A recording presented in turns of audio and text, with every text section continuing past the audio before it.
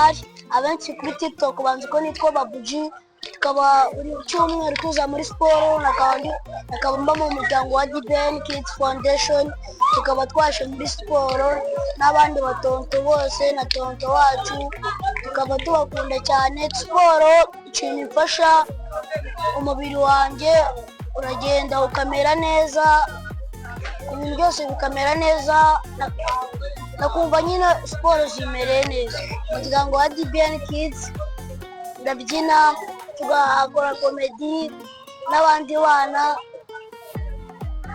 tugafasha n'abandi bana batishoboye. Okay.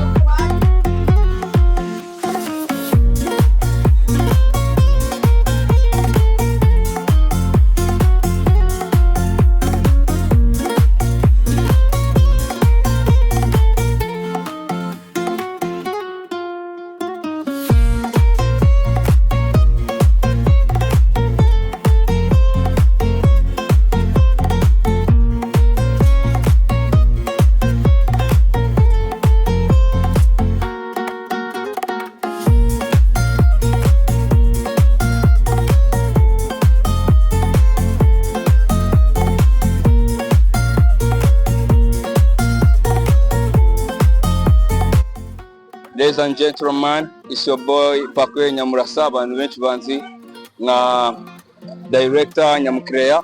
So amazina yanjye nk'uko bisanzwe nitwa Mwene Data Sosten, akaba ari nanjye founder w'uyu muryango wa DBN Kids Foundation. Ni umuryango watangiye ku itariki 25 z'ukwa 4 2025. So abana turabageramo mu kanya aho bari mu masiporo. Kora subscribe kuri no account, komeze gukurikirana ibikorwa byacu, dukorera kuri TikTok, Instagram n'izindi mbuga zose tugenda dukoreraho n'andi ma platform yose agiye azwi. As you can see, urakomeza ubana natwe, kora subscribe, kora like, haba no kuri TikTok, ahantu hose kabisa komeza kudukurikirana. Wibutse ko urubuga rwacu ni DBN Kids Foundation, ahantu hose ko wakandikamo gutyo urahita uhadusanga. Dukomezanye guys.